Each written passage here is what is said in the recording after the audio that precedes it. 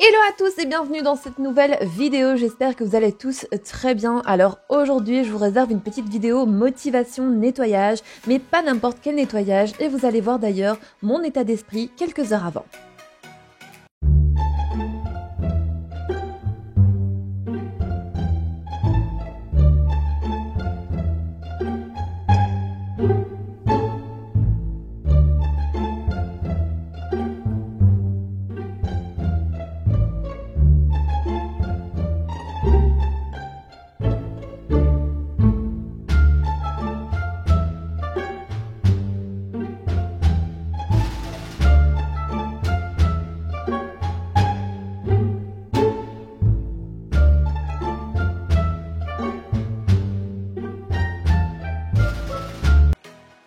La vidéo d'aujourd'hui parlera du nettoyage qu'on déteste tous faire, car oui, on a tous quelque chose qu'on déteste nettoyer chez nous et ça explique vraiment mon état d'esprit. Juste avant, je n'étais pas du tout motivée, mais pour ça, on va se mettre une petite vidéo en fond, un podcast ou une musique et c'est parti.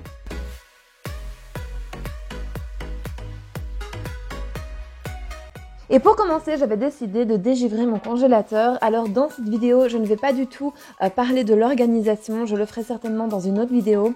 C'est vraiment juste pour vous montrer comment moi je le nettoie et je vais vous donner des petites astuces pour que ça aille beaucoup plus vite et pour que ce soit moins pénible.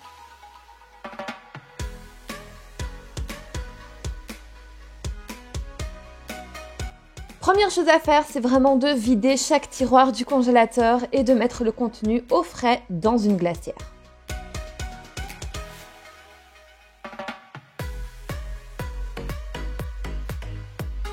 Et si jamais vous n'avez pas de glacière, pas de problème, ça va aller très très vite, donc vous pouvez mettre ça dans une bassine ou dans un sac de chez Action comme je le fais ici.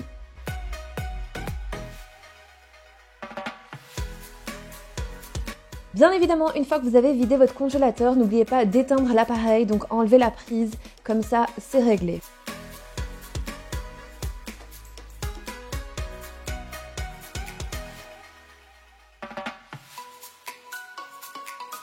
Dans un premier temps, je vais prendre ma bouilloire que je vais venir remplir d'eau et que je vais faire bouillir et vous allez comprendre un peu plus loin dans la vidéo pourquoi je fais cela. Pendant ce temps-là, eh bien moi je vais venir retirer tout ce qui est étagère en verre du congélateur et je vous montre en fait l'état du congélateur juste avant le dégivrage.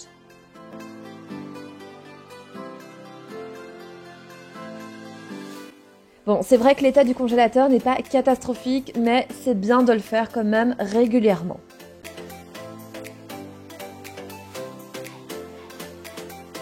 Par contre, au niveau des tiroirs du congélateur et des étagères, c'est vrai que là, c'était un petit peu plus catastrophique étant donné qu'il y avait plein de petites miettes de pain, plein de petites choses. C'est vrai que là, ça méritait un bon nettoyage.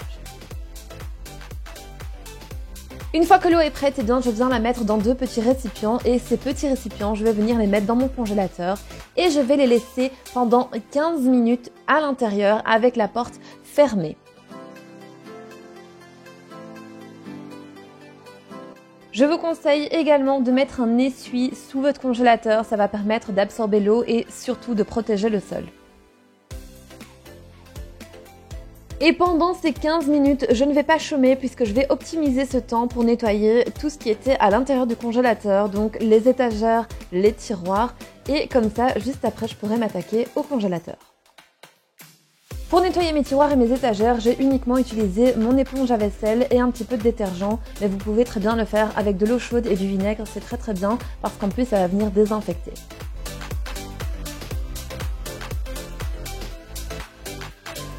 D'ailleurs, dites-moi en commentaire ce que vous détestez nettoyer le plus chez vous, je serais vraiment curieuse de savoir.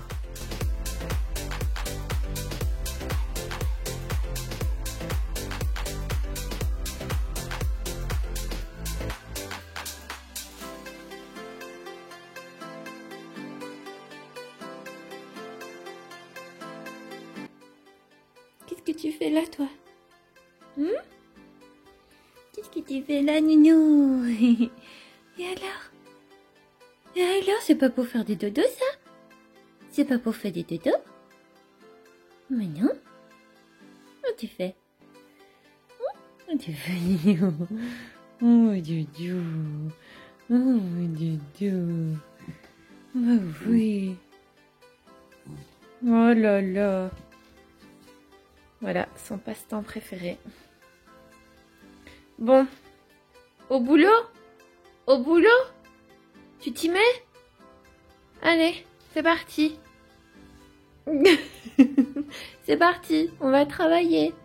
Oui, on va travailler. Allez, c'est parti. Et c'est après avoir laissé agir l'eau, donc la vapeur d'eau, qu'on va pouvoir venir nettoyer son congélateur. Et vous allez voir que c'est très très facile parce que là je vous montre juste après. Et qu'est-ce qui se passe? Tout a fondu. C'est magique les gars, c'est magique, je vous recommande cette technique à 1000%. C'est trop facile de dégivrer son congélateur de cette manière-là. Moi, j'ai plus qu'à éponger l'eau, à faire de même sur toutes les parois et c'est fini, je n'en parle plus. J'ai dégivré mon congélateur sans avoir à gratter. Par contre, si vraiment vous devez gratter votre congélateur, utilisez plutôt une spatule en bois ou une spatule en plastique. La plupart du temps, quand on achète notre frigo, eh bien, on a une spatule en plastique qui est livrée avec et ça, gardez-la parce que c'est avec ça que vous allez pouvoir décoller tout le givre du congélateur.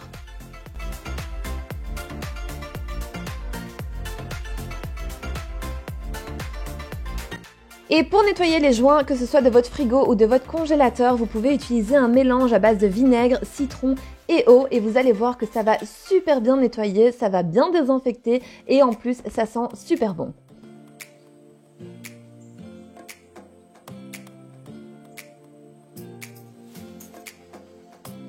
Et sans vous mentir, ça m'a peut-être pris 20 à 25 minutes de tout nettoyer dans mon congélateur, de tout dégivrer et de tout remettre en place. C'est vraiment une technique qui est super facile. Dites-moi vous comment vous faites, dites-moi si vous la connaissez cette astuce et si vous faites de même chez vous. Je pense que oui, mais voilà, peut-être que certaines personnes ne connaissent pas, donc je me suis permise de vous donner cette petite astuce.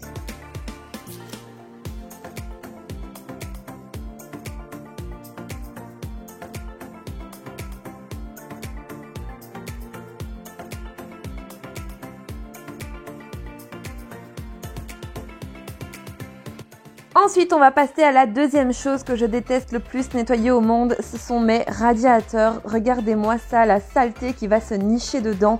C'est super mauvais pour nos voies respiratoires. Alors moi, ma petite technique, c'est vraiment d'utiliser la brosse à dents et l'aspirateur, tout simplement. Alors je sais qu'on n'a pas toutes les mêmes radiateurs chez nous, mais j'ai essayé de vous trouver plusieurs petites astuces que je vais vous mettre en lien dans la description de la vidéo. N'hésitez pas à aller voir.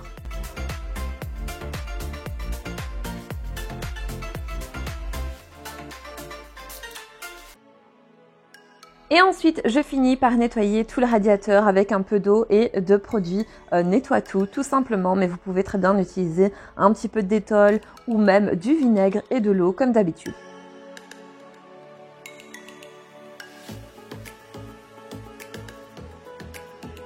Et vous allez voir que je suis habillée de manière différente dans le reste de la vidéo parce que bien évidemment, je n'ai malheureusement parfois pas le temps de tout faire en un seul jour et donc je dois faire ça en plusieurs fois. Ici, je l'avais fait en 2 jours, mais clairement, c'est un ménage qui m'aurait pris peut-être une matinée, mais pas plus. Et pour toutes les personnes qui ne me suivent pas encore sur mon compte Instagram, eh bien, je vous invite à venir le faire si jamais le cœur vous en dit. Moi, je vous mets une petite annotation ici à l'écran. Sachez que ça me fait hyper plaisir de discuter avec vous sur Instagram. Vous êtes quand même nombreuses à venir de YouTube, je le sais, je vous vois. Et je vous remercie pour tout le soutien que vous m'apportez, que ce soit sur cette plateforme YouTube ou bien sur Instagram. Sachez que ça me fait à chaque fois chaud au cœur. Je vous dis un grand merci à vous tous. Bon, ce jour-là, j'ai bien travaillé mes bras parce que sachez que ce radiateur, c'est le plus grand que j'ai chez moi. Et franchement, il était dans un état lamentable, donc je suis bien contente de l'avoir fait, même si c'est vraiment très lourd pour moi, parce que c'est vraiment quelque chose que je déteste. Et je suis sûre qu'on est tous comme ça, quand on déteste faire un truc, on essaye de le repousser au maximum, et puis vient le jour où on doit le faire, et là, c'est la catastrophe. Donc bref, aujourd'hui, cette motivation, elle est là, elle est pour vous, et on va le faire ensemble.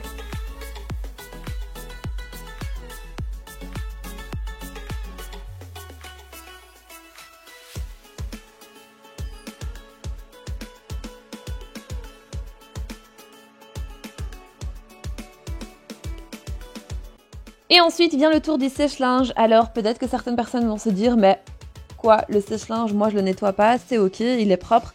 Eh bien vous allez voir que c'est pas toujours le cas et je vais vous montrer pourquoi.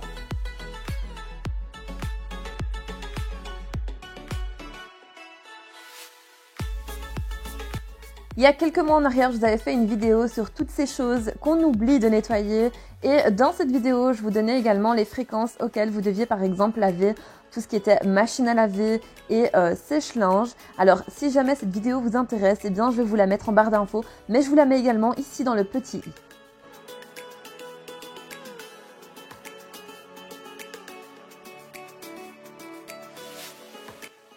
À premier abord, on pourrait se dire que notre sèche-linge est propre. Et oui, il est propre parce qu'à chaque fois que moi je le fais tourner, eh bien je vide le filtre.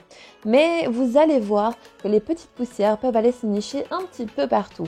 Et la plupart des gens ignorent que dans le sèche-linge, on a deux filtres. On a un filtre qu'on vide assez régulièrement et on a le deuxième par contre qui lui est caché. Je vais vous montrer où il se situe. Il peut se situer à différents endroits en fonction des sèche-linges. N'hésitez pas à vous renseigner, mais vous allez voir que là la poussière s'accumule aussi et qu'il faut aussi nettoyer. Et voici de nouveau les éponges magiques de chez Action. Mon Dieu, je dois vous saouler avec ces éponges magiques, mais franchement c'est le top du top. Et voici le premier filtre de notre sèche-linge. Alors celui-ci, tout le monde le connaît, c'est le basique et c'est celui qu'on nettoie à chaque fois qu'on fait tourner notre sèche-linge. Alors c'est vrai qu'il est bien aussi de nettoyer en profondeur. Donc moi ici, ce que je vais faire, c'est enlever tous les petits minous de linge et venir l'aspirer. Et ensuite, je vais venir le nettoyer avec un petit peu d'eau et de nettoie-tout. Encore une fois, le vinaigre, très très bien, topissime. J'utilise aussi la brosse à dents pour aller dans les petits recoins, là où la poussière se serait nichée et que je n'arrive vraiment pas à atteindre avec l'aspirateur. C'est vrai que la brosse à dents, c'est vraiment super bien pour tout ce qui est nettoyage de précision.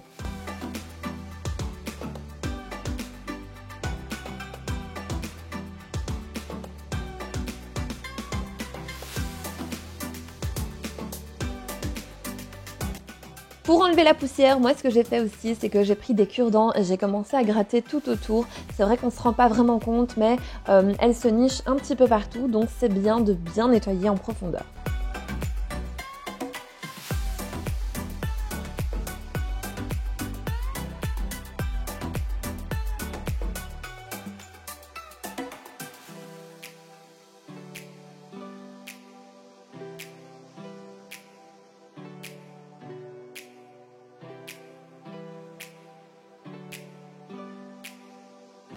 Et donc ici, je vais vous montrer le fameux filtre qui pour moi est caché et dont beaucoup ignorent l'existence. Donc il se trouve en général en dessous du tambour et là, c'est la catastrophe. C'est la catastrophe absolue. C'est vrai que je savais que ce filtre existait et je le nettoie, on va dire, rarement, de temps en temps. Mais là, quand j'ai vu la catastrophe, je me suis dit, ok Marisa, va falloir le nettoyer un petit peu plus souvent que ça parce que là, c'est plus possible et j'ai encore une fois utilisé la brosse à dents parce que comme vous avez vu, il y a des espèces de petites lamelles, c'est super dur d'enlever la poussière qui est à l'intérieur et ensuite j'ai uniquement nettoyé et vous voyez le résultat est juste incroyable, il est nickel.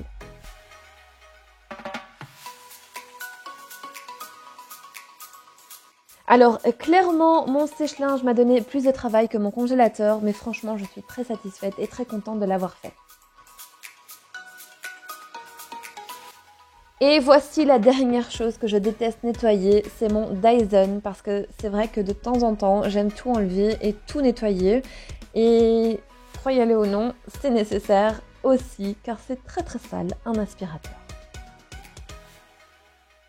Si jamais vous avez un Dyson, alors pour la plupart, il y a des pièces qui peuvent être lavées et même passées sous l'eau, mais renseignez-vous bien sur internet sur le modèle que vous avez et comment le nettoyer.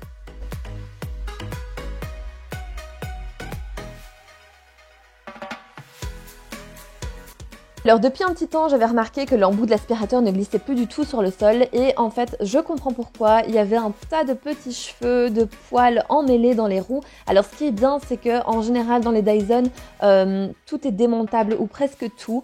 Donc c'est très très facile et en plus, c'est super facile à remettre. Ici, je n'ai eu aucune difficulté à enlever ces petits trous et à les remettre. Et au moins, je sais que tout est propre et franchement, je vous assure, on sent la différence. Une fois que vous avez nettoyé, vidé votre aspirateur, on sent vraiment la différence.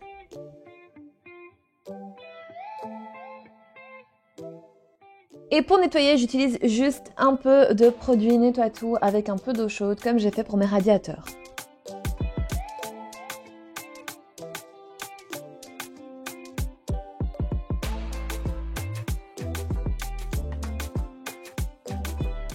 Et là, vous n'êtes pas prêts parce que moi-même, j'étais pas prête. Il y avait une boule de je ne sais quoi qui bloquait l'aspirateur. Je sais même pas comment il aspirait encore parce que j'ai sorti un espèce de gros bout de plastique. Ça doit être d'une boîte ou je ne sais quoi, mais je vous assure, j'étais pas prête quoi.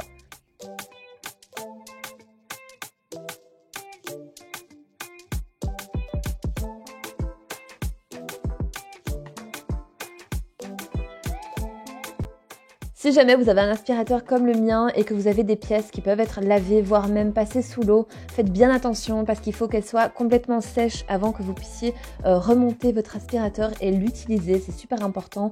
Moi, en général, c'est 48 heures. Allez, grand maximum, 48 heures. Ça peut aller très très vite si vous les mettez au-dessus d'un radiateur. Mais voilà, faites attention à ça, c'est super important.